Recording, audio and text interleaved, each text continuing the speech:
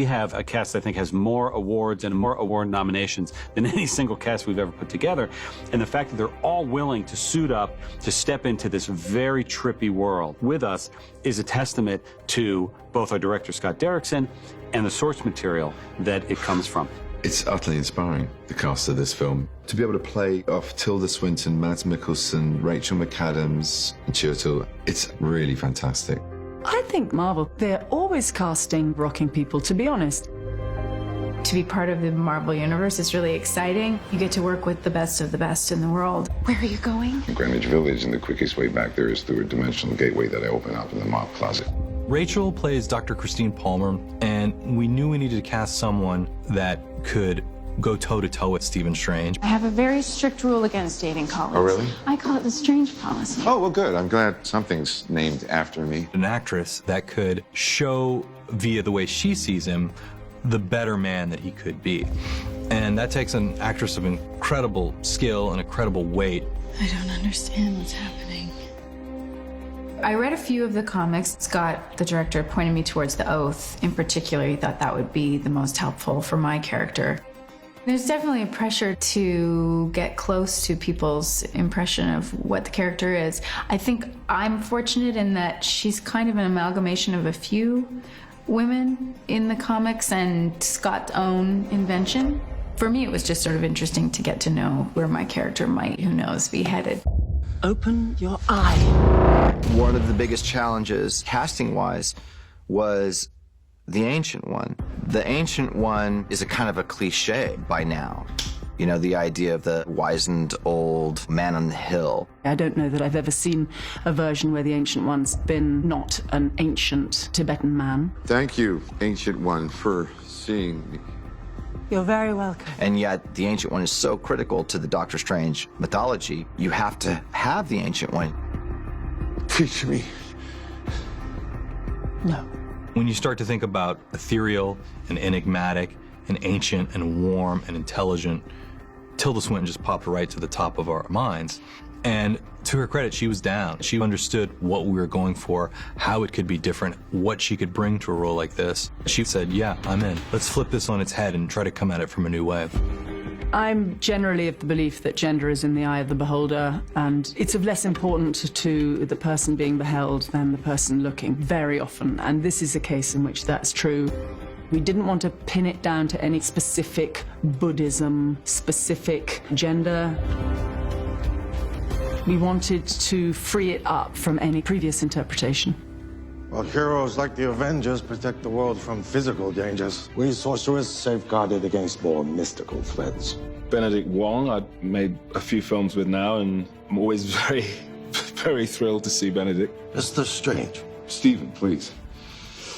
And you are? Wow. Wow. It's weird having two Benedicts on a movie. That's rare. Just one?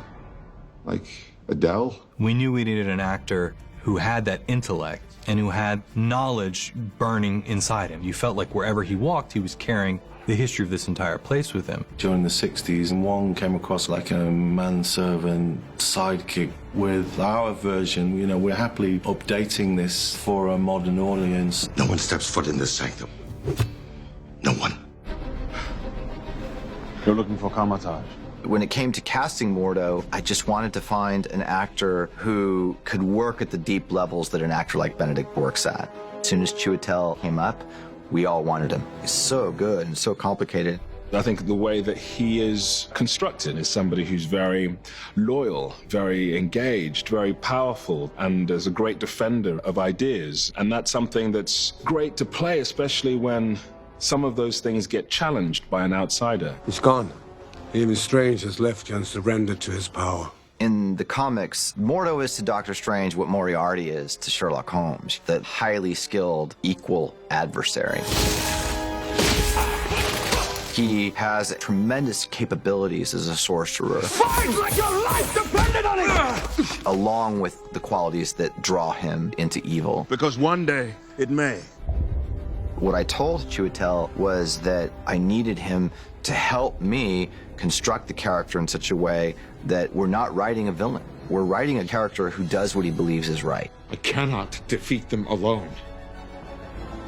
There's love and affection and respect there amongst these two men who would ultimately be warriors. You still think there will be no consequences, Strange? No price to pay?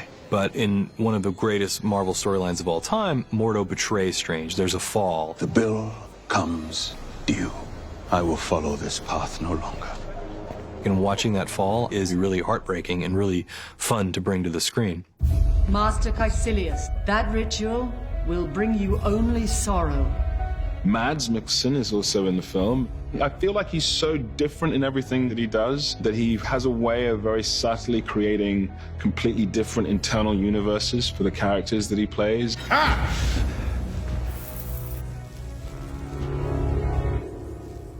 You don't know how to use that, do you? Mads Mikkelsen is a one-of-a-kind actor. He has an incredible presence, an incredible look, completely unique to himself. I can't think of anyone else in the history of cinema that is quite like Mads. Mads Mikkelsen, he has brought a depth and dimension to his character. When you have an actor who can portray complexities that you understand are not just motivated by good and bad, it's something we as an audience can relate to a little bit more and understand a little bit more. Caecilius is caught up on the wrong side of the river. He believes if he's going that way, the world will be much more beautiful and all his questions will be answered eventually. This world doesn't have to die, Doctor. This world can take its rightful place alongside so many others as part of the one, the great and beautiful one. We can all live forever. Most of us, we grew up with Marvel, right? And most of us see Marvel as a fantastic piece of art. So for us to be in one of the films is not only a childhood dream, it's also an adult dream. Because the stories are dealing with big questions. You know, who am I? What is the universe? Good and evil. And action! Just a little higher. Being able to work with all those amazing actors just raises the stakes and allows the audience to suspend their disbelief. One of the things that I think is great about Marvel movies is that you find yourself rooting for characters because you understand them. And it's not just that they are superheroes. You like them because of who they are, not sort of what they are. You know, these things are fun enough in themselves, but when you've got a cast like that to play with, it's just bliss. I think we're lucky to be the next band on the roster, and we're also psyched to be a part of it.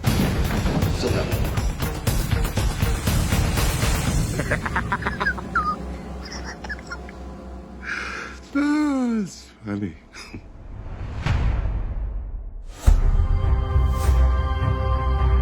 Doctor Strange is a movie we've wanted to make for a long time. It's been in the back of our minds really since Iron Man 1. So when we finally did say, we're making this movie, let's find the right filmmaker for it, there was a lot of people that came a-knocking. And so I ended up meeting a lot of people and a lot of talented people and a lot of great things to say.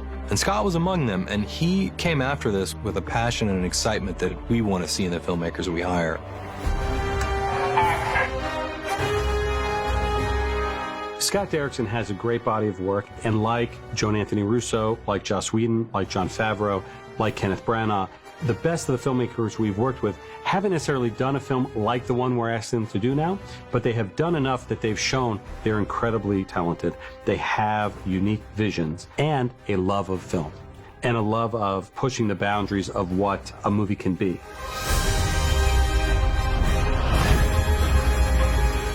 When you look at Scott's work going back to the earliest days to his most recent films, he is always playing with genre. He's always subverting that genre. Sometimes he dives right into it. Sometimes he twists it. That's exactly what we love to do at Marvel. He was the guy to lead us through this journey of Doctor Strange.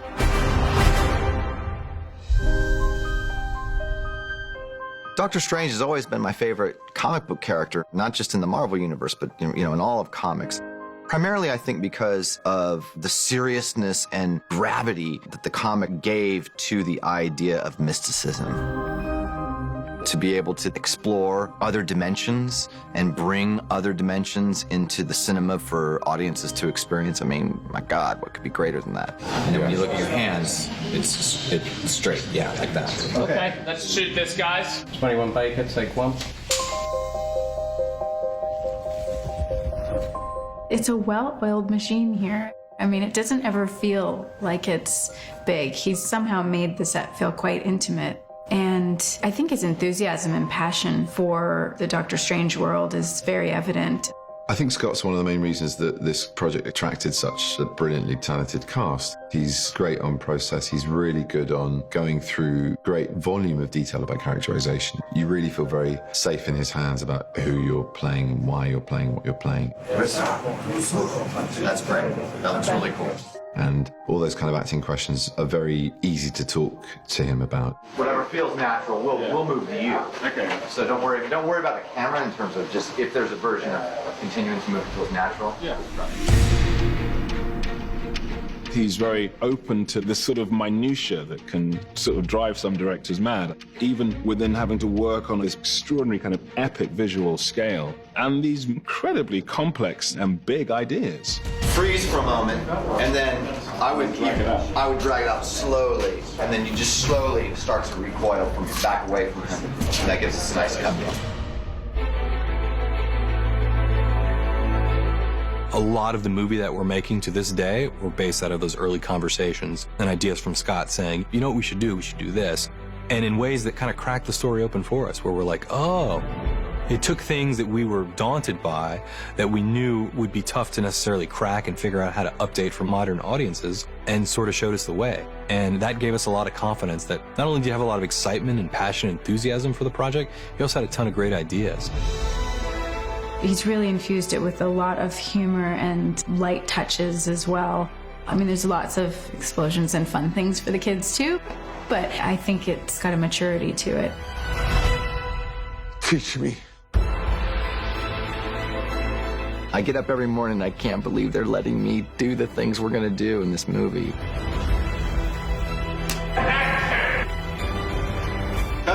Awesome! It's an attempt to create not only a broader universe for Marvel characters and Doctor Strange himself to inhabit, but it really is an attempt to push the ball forward when it comes to what audiences can expect to enjoy from tentpole movies. That's an ambitious goal, but that's what we're doing.